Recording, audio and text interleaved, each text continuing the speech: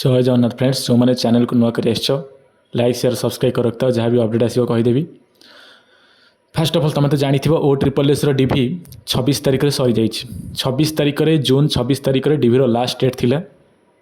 जून 26 तारिख में डिभि सरीगला। बर्तमान पिला माने समस्त ओरेडी अच्छा।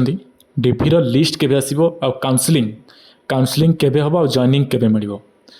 देख मु तुम गोटे कथा कहि, तुम मैंने समस्त जानी कोर्ट रे केस चली गोटाए पर गोटाए केस पड़ी चली जेहेतु मेन केस सहित सबू आटाच हो चली से काउंसलिंग टिके लेट हो पारे।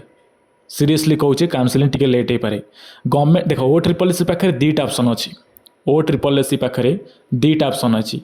आइदर जो पोस्ट से होल्ड कर रखी ताकू छाड़िकी जो मानू डिभि डाकी काउंसलिंग करदेव, नले तांको मैटर सॉल्व होला परे जो माने कोर्ट रे अच्छी केस कर मैटर सॉल्व करी तांकर फिजिकल करी डिभि करी काउंसलिंग करि पारे। बुझिपारछ।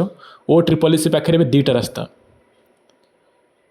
कौ रास्ताटा सी आपणब कौ रास्ताटा सी बाछब से डिपेंड करे। किंतु दुईटा विकल्प ता पाखे अच्छी।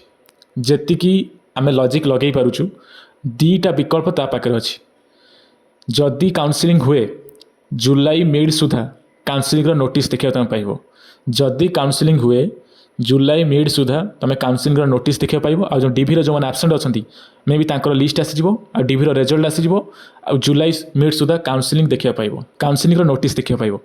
काउंसलिंग भी जदि हुए ताले जुलाई एंड सुधा काउंसलिंग सरी जाइथिवो काउंसलिंगटा। आ जदि सेकेंड आपणे से बाटटा को कोर्ट केस सॉल्व होला परे ताहले काउंसलिंग लेट हो पारे। बुझिपारछ। जदि किसी इनफॉरमेशन भल लगी थाए थैंक यू।